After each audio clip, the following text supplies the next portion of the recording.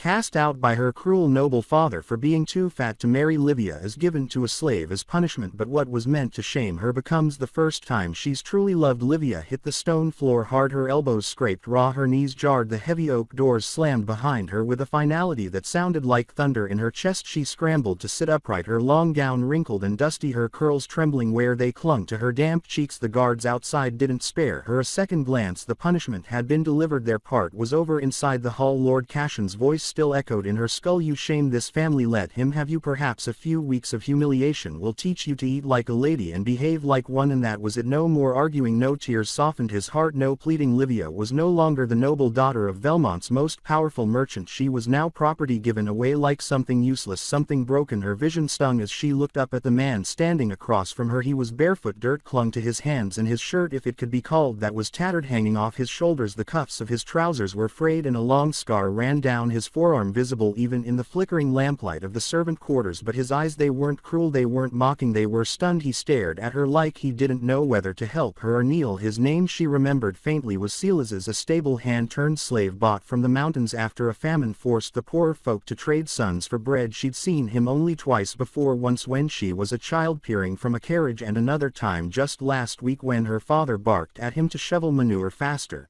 Now somehow he was to be her keeper. You don't have to kneel, she said, her voice shaking more than she liked. They made it sound like I'm yours now. He blinked slowly like her words took a moment to settle, then with a faint crease in his brow he stepped forward, not close enough to frighten her but near enough she could smell the hay on his skin and the warm earth on his breath. I don't want a gift, he said finally, voice low and unsure. I didn't ask for this, neither did I. They stood in silence, both watching the other as if expecting the ground to shift beneath them. Then Livia's stomach growled loudly. She pressed her hand to it, mortified, but Silas's only turned toward the small hearth in the corner. Without a word he grabbed a tin pot and filled it with water. I'll make broth, he said. She stared at him confused. You're not going to hurt me? He paused, then looked over his shoulder. Do you think I'm like your father? That silenced her. She lowered her gaze. No one had ever spoken of Lord Cash in that way, not aloud, not in front of her, but the quiet Inca's tone held no fear, only a kind of honest sorrow, like he'd seen too many men like her father and had learned that the cruelest punishments wore titles and gold. When the broth was ready he handed her the warm cup and her hands shook as she held it. Livia didn't speak as she drank. She wasn't sure she could without crying, and he didn't ask questions. He simply sat cleaning tools by firelight, quietly humming some tune she didn't know. That night he gave her the cot and laid a blanket near the fireplace for himself. It was the first kindness she'd known in months. The next morning Livia awoke to bird song and a cramp in her neck. She sat up too fast and regretted it immediately. Her back ached, her feet swollen, and her gown still smelled faintly of tears. Silas wasn't in the room. Panic flared. Had he told someone? Had he changed his mind? Would guards come take her back to that cold marble prison of a home? But no, the door creaked open a moment later and Silas entered, arms full of firewood, face stray with morning sweat. You're awake, he said simply. She nodded, brushing hair from her face. I didn't thank you for last night. You don't have to.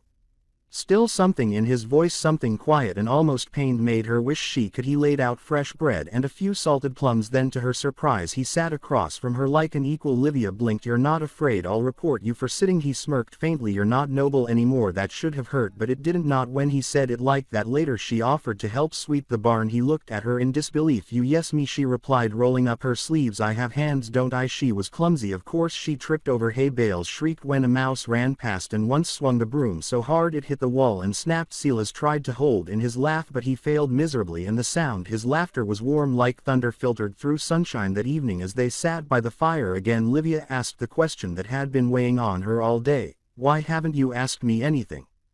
He looked over, brow furrowed. Like what I did to be given away, or what he told you, or why I look the way I do? Silas leaned back, stretching his long arms behind his head. I don't care what he told me, and I've seen the way you look. There's nothing wrong with it. She laughed, bitter and short. You're the only one who thinks so. I doubt that, but I'm not interested in everyone else. For a moment the air between them was fragile, thick with something unspoken. You're kind, she whispered. It's dangerous being kind.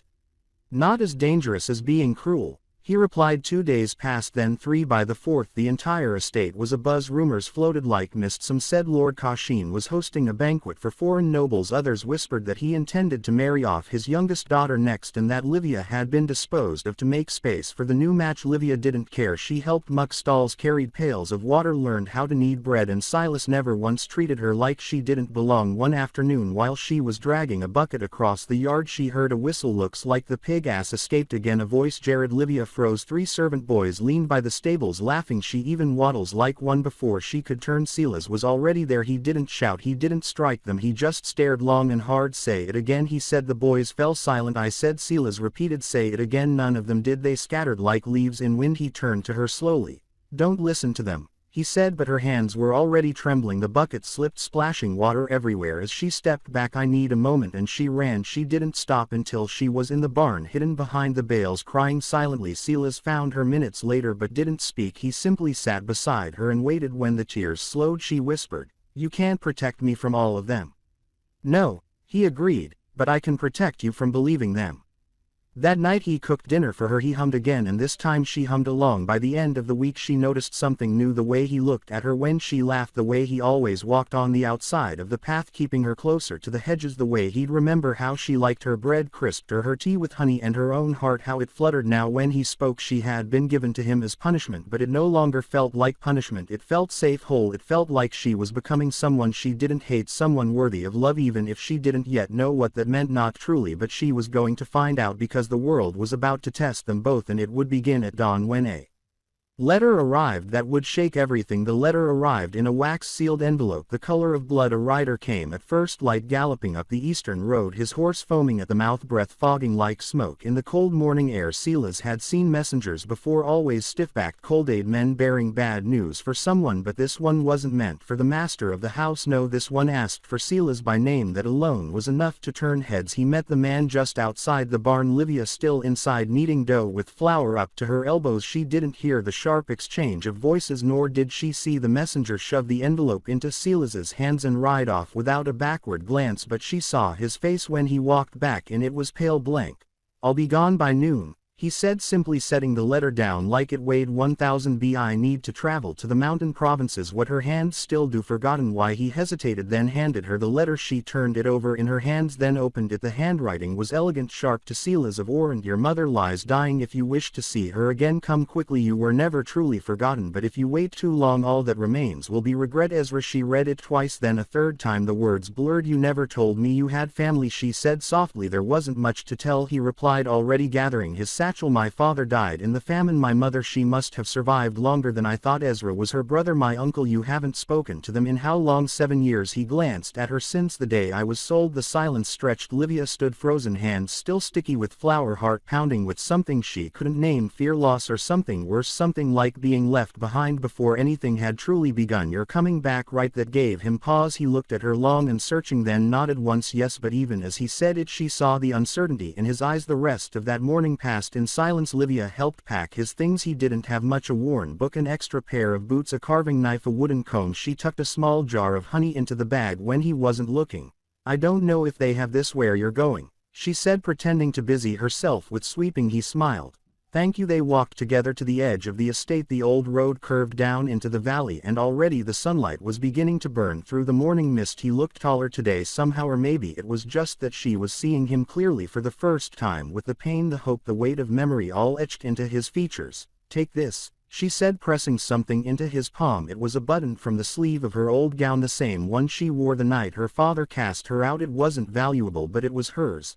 "I'll sew it back on when you return," she whispered. He closed his fingers around it slowly, then without warning he leaned forward and kissed her forehead, soft, reverent. "I will come back," he said, "no matter what I find there." And then he was gone. 3 weeks passed, no letters, no word. Livia tried to keep busy. She cleaned stalls, fed the hens, taught herself to patch the holes in her apron, but every night when she curled up on that little cot by the fire, her hand wandered to the empty space on her sleeve where the button used to be. It was during the 4th week that everything changed. She had just finished feeding the lambs when 2 men arrived on horseback. They wore the green sigil of House Belmont, her father's house, and their expressions were grim. "Lady Livia," one of them said stiffly, "Lord Cauchine requests your presence at once." She stared. "No." The word came out harder than she meant. I'm not his daughter anymore. He made that clear. You misunderstand, the second guard said. He's dying. She blinked. What? He was thrown from his horse last week, internal bleeding. The healers say he won't live another day. He's asked for you. Livia stood frozen. She thought she would feel nothing or maybe vindication, but instead her stomach turned to lead because no matter what he'd done he was her father and he was dying. The estate was exactly as she remembered, cold, enormous, empty of warmth, but the guards led her through without protest. Servants stared as she passed, some with pity, others with confusion. No one stopped her. She found him in the master chamber. He was pale, propped up by silk pillows and barely breathing. When his eyes flickered open and landed on her, they filled with tears. Livia, he rasped. You came. She didn't move closer. Not yet. You summoned me. He winced. I was wrong about everything. She waited. I thought if I punished you I could fix you, but there was never anything broken. Was there? Livia's hands trembled. No, there was. He looked away, ashamed. I sent you to that boy as a lesson, but I see now he was the only one who ever deserved you. Her heart twisted. She stepped forward and sat beside the bed. I forgive you, she whispered. Not for your sake, for mine. His breathing slowed. Tell him thank you, he murmured. Silas is a nod. Then with a final breath Lord Cashin closed his eyes. The funeral was grand, lavish, expensive. Livia didn't cry. She returned to the barn that night alone again, and when she opened the door her breath caught in her throat because there he was, Thelas, standing by the fire cloaked in snow. She ran, not delicately, not gracefully. She ran and threw herself into his arms. He caught her and held her. They didn't speak for a long time. Finally she pulled back, eyes shining. I thought you weren't coming back. I said I would, he replied. I keep my promises. What happened? He looked down at her, smile faint but real. My mother passed before I arrived, but I buried her next to the old pine tree. Ezra gave me her journal. She never stopped praying for me. He touched her face, thumb brushing her cheek, and she wrote about you. Livia blanked me. She dreamed of the girl I'd love someday, said she'd be brave, kind, strong, and that I'd recognize her by the way she stood up to cruelty without losing her softness. Her eyes filled with tears. I missed you, she whispered. I missed you more. He took her hand and pulled something from his satchel, the button. He placed it in her palm. Time to sew it back on. She laughed through her tears. I never stopped hoping, but the world had one more twist in store. That night a letter arrived, not from a friend, not from family, but from a noble house 2 counties over. To Lady Livia of Belmont, we write to inform you that your late father owed a debt to our family. As his sole heir you are now responsible. Payment must be rendered or we will collect in other ways. The candle trembled in Livia's hand as she read the letter a second time, then a third. The words blurred and blurred again until she finally blinked hard, heart thudding so loud she could barely hear. Silas asking what was wrong. She handed him the paper. He read it in silence, lips pressed in a tight line, shoulders straightening with each sentence. A debt, she asked. What debt? He never spoke of this. Silas looked up, eyes steady, but his voice was tight. It says your father owed them. That makes it real. Nobles don't care if you knew or not. All they want is what's owed or blood. In place of it she sank onto the stool, her legs too weak to stand. How much do they want? He held the letter toward the candlelight again, reading the fine print at the bottom. 2,000 in gold. The number sat between them like a stone dropped into deep water. Livia's throat went dry. That's impossible, he finished. For her. For most people, especially for Silas, folded the letter, calm, returning like a mask slipping into place, but Livia saw the storm in his jaw, the set of his shoulders. He wasn't calm, he was calculating. Then we run, she said. We pack what we need, we go before they arrive.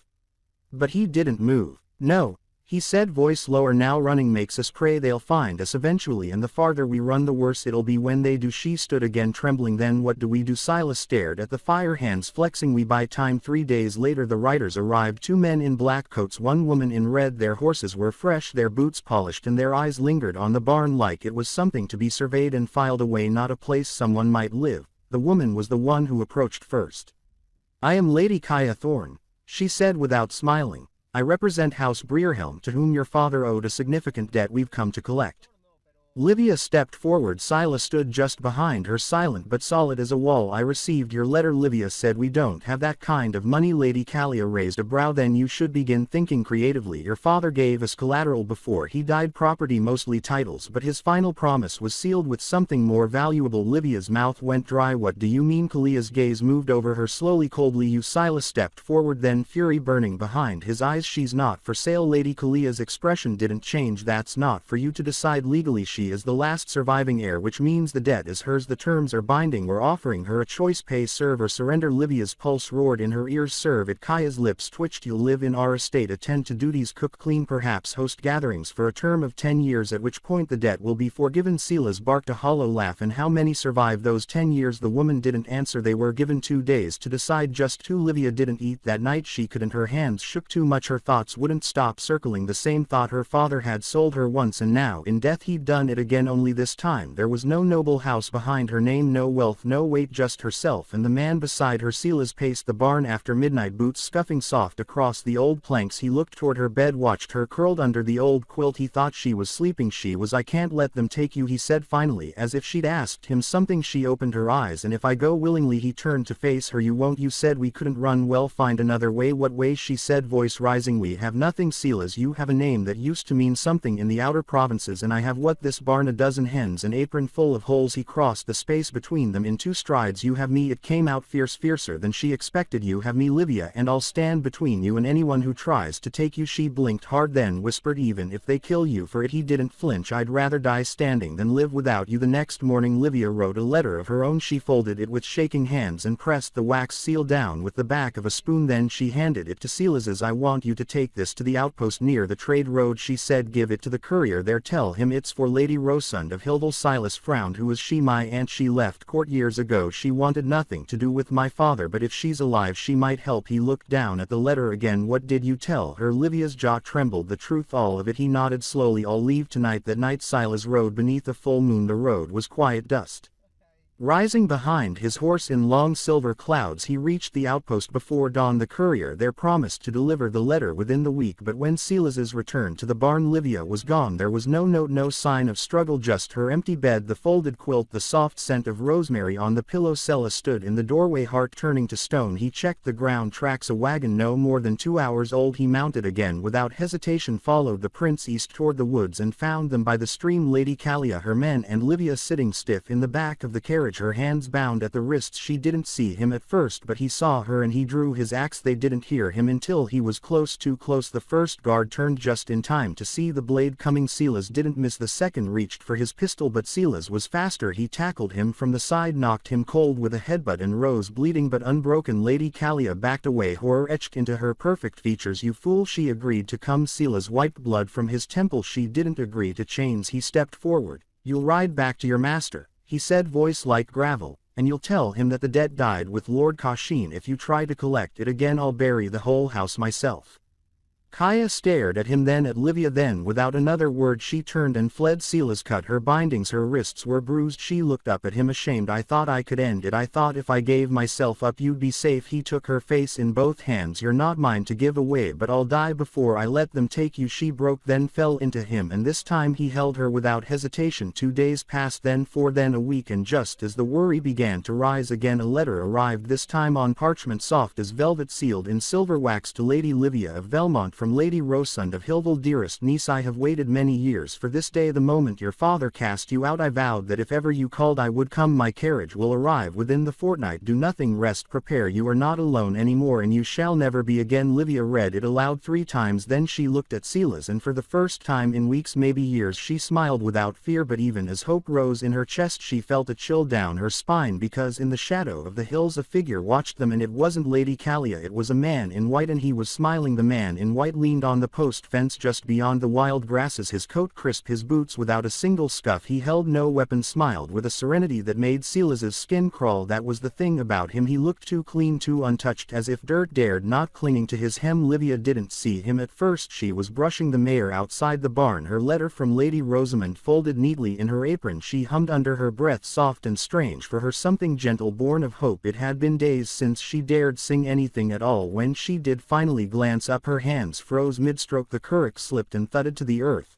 Silas, she whispered, but it wasn't loud enough. The man in white raised one hand slowly, palm out. His smile didn't reach his eyes. He didn't blink.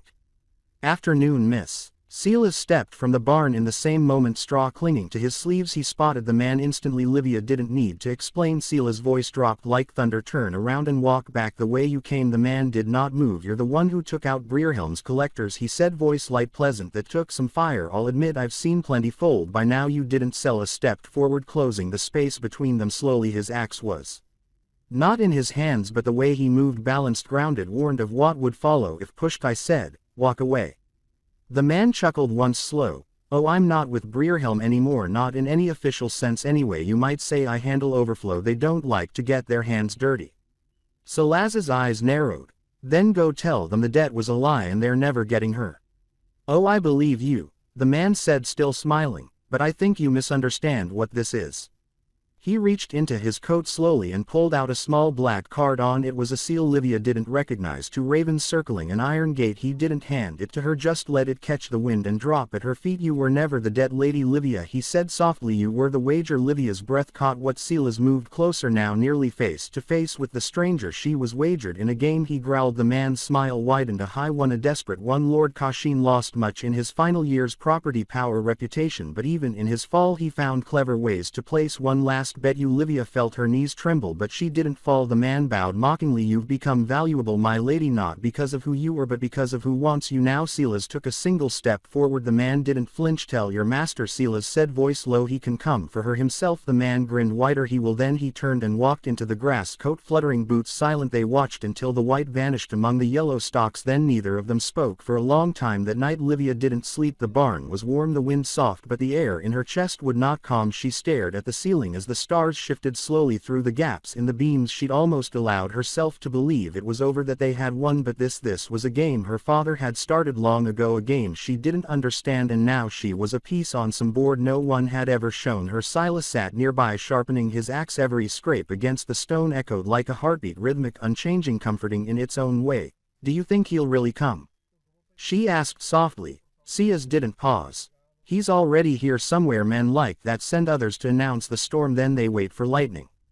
Livia closed her eyes. I'm not worth it. The axe stopped mid-stroke. She opened her eyes again, sensing the air had shifted. Silas was watching her. Don't you ever say that again. His voice was firm, quiet, but iron underneath. I've seen the world twist men like your father. I've seen them treat love like a coin, a daughter like a title deed, but what they discarded, that's where God begins his work, not theirs. His tears burned behind her eyes. Then why does it still hurt? He set the axe down, walked over and knelt beside her bed. Because love costs, he whispered, even when it's real, maybe especially then. She turned toward him, tears spilling over. He didn't kiss her, he just held her hand, and for once she didn't feel broken, just held. 3 days passed without a sign of the man in white or anyone else, and then Lady Rossund arrived. The carriage was not grand, but it was polished, tasteful, elegant in its restraint, pulled by 2 white horses. Rosamund herself stepped out, not in a gown but in sturdy riding leathers. Her hair was stray with silver, her back straight as a sword, and her presence filled the barnyard. Before she said a word, she took one look at Livia, then opened her arms. It was not the hug Livia expected. It was not gentle, it was fierce, like someone trying to squeeze all the years they'd missed into a single moment.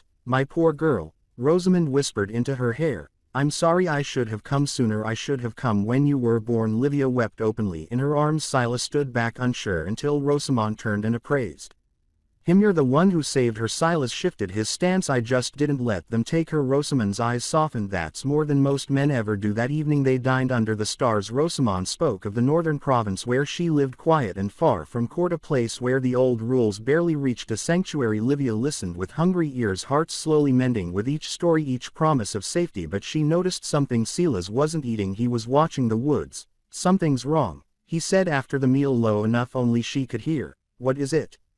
He stood slowly, too quiet. Rosamund rose, too instantly alert, and then they heard it. The horses screamed. They ran to the edge of the trees. The carriage was burning, both horses gone. A body lay crumpled in the dirt, one of Rosamund's guards. Livia froze. Silas moved without pause, dragging the guard from the flames, but it was too late. Smoke poured into the night, choking the stars. Rosamund's face turned to stone.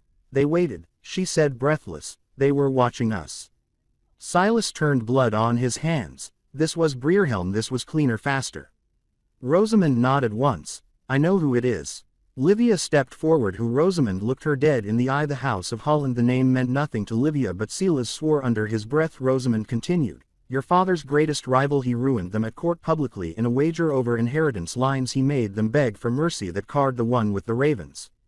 Livia nodded. That's their mark, they've been waiting to make him pay and now they'll do it through you. Salaz's voice was a snarl. Then we kill them first. But Rosamond looked tired suddenly. They don't play fair and they don't play clean. They use men like that one in White Hunter's strategists. They'll wear you down before you ever see their master's face. Livia looked between them. Then what do we do? Rosamond's answer was quiet. We make you disappear. The plan was simple. Rosamond would head north as a decoy, leave obvious trails. Livia and Silas would take a side path through the old river routes, long dried but still walkable, no carriage, no horses, just them. The moment they passed the last rise of the hill they would be ghosts. It nearly worked, but just before nightfall Livia heard a sound in the rocks ahead, not wind, not water, a whisper, and when Silas turned to check it the ground gave way beneath them both. Livia screamed as the earth cracked. Silas grabbed her arm, tried to pull her back, but the old trail betrayed them. Sand collapsed in an avalanche and they tumbled into darkness, rock and dust swallowing them whole. They landed hard. Silas groaned. Livia lay still and above them a silhouette stood at the edge of the pit, white coat gleaming, smiling down like a fox over a trap. Well, the man said calmly, I do love when they make it interesting. The light from above was dim, a golden haze through the drifting dust. Livia's ribs ached with each breath, and somewhere near her right shoulder something burned sharp and deep. She couldn't move. Silas groaned beside her, half buried beneath crumbled stones and brittle branches. He shoved debris off his chest and reached for her, immediately crawling toward her even before he checked his own injuries. Livia, he gasped. Are you? I can't move, she said, voice tight. He pressed a palm to her shoulder, gently wincing as she flinched. You're hurt but not broken. That's good, that's thank God. High above the man in white stood unmoving at the lip of the ravine, hands clasped behind his back. Don't worry, he called, voice echoing too clear. It's not deep enough to kill. That wouldn't be much of an ending, would it? Silas stood, rage rising in his chest like smoke through dry kindling. I'll climb up there, he shouted, and I'll show you what an ending looks like. The man only smiled wider. I know you will, that's why I brought company. He stepped aside. Two more men appeared at the edge, rough muscle, dressed in black, not Breerhelm's thugs. These were trained, calculating. One of them held a rifle, the other held a lantern, lowering it slowly into the ravine by a rope. We won't shoot, the man in white said sweetly. Not yet. The Hollands have no interest in blood, not if you return the wager willingly. You've proven your mettle truly, but the girl belongs to them now. Salaz's grip clenched. She doesn't belong to anyone. Above them the man in white shrugged. Suit yourself. He turned and vanished from the ledge, his echo trailing after him like a ghost. The two black-clad men remained watching, waiting. Silas turned back to Livia. Her face was pale but her eyes were clear. We need to move, she said through gritted teeth. I can carry you, he answered, already kneeling beside her. No. She caught his sleeve. They want us to rush. That's their mistake. We wait until they lose patience. Silas looked back at the top. The men hadn't moved. He nodded slowly. All right, then we wait. Night fell. The stars came out. Still the men above didn't leave, but neither did they act. Livia rested against a slab of broken rock, the pain dulled slightly by the herbs Silas had crushed between stones and pressed into her shoulder. He sat beside her, silent, knife in hand, cutting notches into the wall. What are you doing? She asked. Counting, he muttered. Days. No reasons. She turned to him, confused. Reasons for what? He didn't meet her eyes. To stay alive. Livia was silent for a moment. Then how many so far? She's glanced at the wall. 22, she swallowed. And me? He hesitated. You're at least 15 of them. They didn't speak again for a while. By morning the watchers were gone, but they'd left something behind, a rope ladder dangling halfway into the ravine. It was a trap, obvious, but it was also a chance. Silas tested it carefully. It held. I'll climb first, he told her, then pull you up after. No mistakes. She nodded, but as his boots reached the halfway point Livia heard something new, movement not above, below. She turned and saw the figures emerging from the shadows, 3 of them, not soldiers, women, dirty, ragged, thin as bone and trembling like leaves in wind. They stared at Livia as if seeing a ghost. Then one of them whispered, You're the one. Livia backed against the wall. What? Another woman stepped closer, her hair shorn unevenly, face stray with soot. You're Lord Cashin's daughter, the one they all wanted, the one they couldn't sell. Silas froze halfway up the ladder. Livia's breath caught. How do you know that? The woman looked up at her, eyes glassy with tears. Because we were the ones they sold instead. The old cavern stretched far beyond the pit, deeper than either of them had guessed. Beneath the ravine lay tunnels, ancient, forgotten, used once for mining and now for darker trades. The women led them through these slowly, their lanterns flickering against stone walls carved by hands long dead. There were others down here, a dozen at least, all women, all silent until Livia arrived. Then they began to speak, not to her, about her. She was the one her father refused to show. She was the wager they promised to the winner. She was the prize. Livia sank to her knees. No, she whispered. I didn't know, I swear I didn't. We believe you, the first woman said softly. You were just a piece to them like the rest of us. Silas stood nearby, fists clenched. How long have you been here? The woman didn't answer. She only raised one arm and showed the brand on her wrist, a circle of ravens. The House of Holland keeps their promises, she said bitterly, even the cruel ones. Silas stayed near Livia that night. The caverns were cold but dry, safe in a way the outside world hadn't been in days. Livia lay awake listening to the breathing of the others, wondering how many of them had been children when they were taken, wondering how many were still waiting to be saved. Silas touched her shoulder gently. She winced. Sorry, he murmured. I'm all right. No, you're not. They looked at each other in the dark. He hesitated, then asked, if I asked you to come north with me after this is over, would you? Her breath caught. Why? Because I don't want you to disappear, he said quietly. I want you to live. She zerged his face. Do you mean that? I mean every word. And then he did something he hadn't dared before. He reached up, touched her cheek and kissed her, not roughly, not like a man claiming a prize, but like someone grateful to have found something he never thought he'd deserve. When they parted, her tears were silent and he held her until morning. At dawn the women gathered. They were ready not just to escape but to fight. They had been broken, but now they had a leader, Livia. They watched her as she stood beside Silas, arms still in a sling, hair braided down her back by one of the girls who had whispered prayers into her shoulder through the night.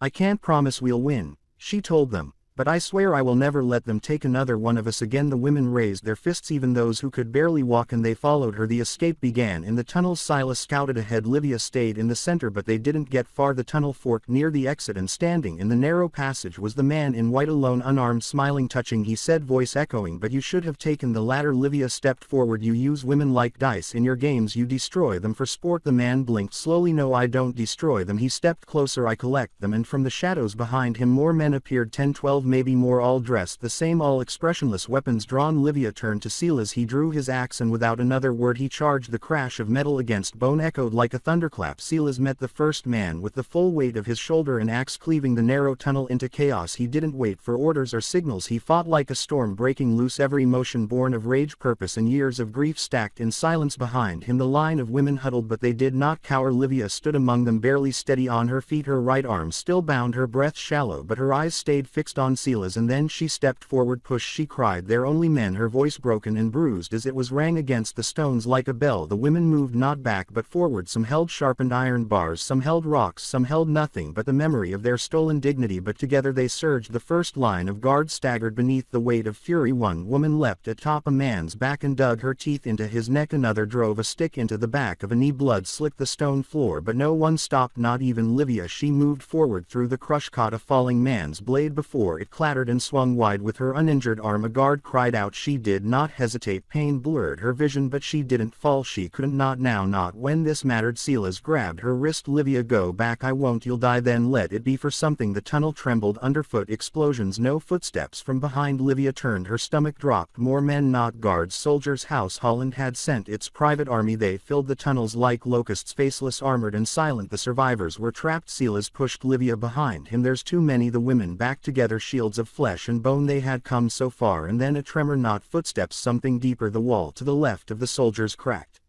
split, and shattered. Through the dust a figure emerged, broad-hooded, bare-chested, muscled like a horse, and not alone. 510. Then dozens more appeared, men and women in rough cloth, bearing torches and crude weapons, and they all bore the same mark on their arms, a burned